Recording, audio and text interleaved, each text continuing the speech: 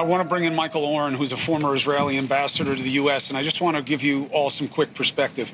I'm old enough to have lived 9/11, and I have to tell you, in the aftermath, when America was planning its counterattack, there was no space for, but it's hard for these people in the Middle East. They've been disrespected and devalued by Americans, and life is hard there, and bad things has happened to them. We weren't saying that because it wasn't a justification for them mercilessly, through terrorists, destroying thousands of our lives, because you lose the moral high ground. And that's where we were, and that's where Israel is. Two things can be true at once. There is suffering in Palestine. Hamas is not speaking to that. They are not trying to find a solution to that. They are looking at best for revenge. And this is nothing but the worst that humanity has to offer.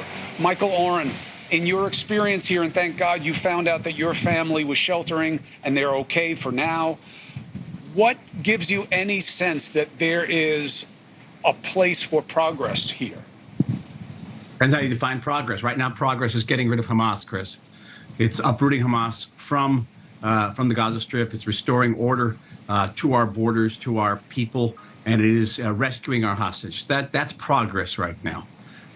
Frankly, the Israeli population, looking at what happened with in Gaza, and I was many years in the military, Chris, and I've been through several wars, several of them in Gaza. The most traumatic thing I ever did was in 2005, which was the Israeli withdrawal from Gaza. We ripped up 21 settlements. We dragged 9,000 Jews out of their houses in order to make progress, as you say, for peace. And this is what we got.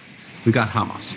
And it's very difficult to convince Israelis today that the Palestinian Authority in Judea and Samaria in the West Bank, run by Mahmoud Abbas, a man who's in the 18th year of his 4-year term, who won't run for re-election because he knows Hamas will take over that area. Israelis are not going to be particularly inclined to give that area over to Hamas control. Then we'd be surrounded by Hamas on all sides, and a far more existential even battle would be waged against our population centers, Jerusalem and Tel Aviv. I'm here in my bomb shelter in our family shelters. Many Israeli families have bomb shelters in their homes. You see books behind me, but you don't see the beds that we've moved in here. We had a house right next to us destroyed yesterday by a direct hit. I looked out that back window in South Tel Aviv, and I see the southern West Bank. It's that close. It will put us not just in rocket range; it puts us in rifle range. So it depends how you define progress right now. Right now, we have to think about winning this war and getting our hostages back to their families. That is our progress right now.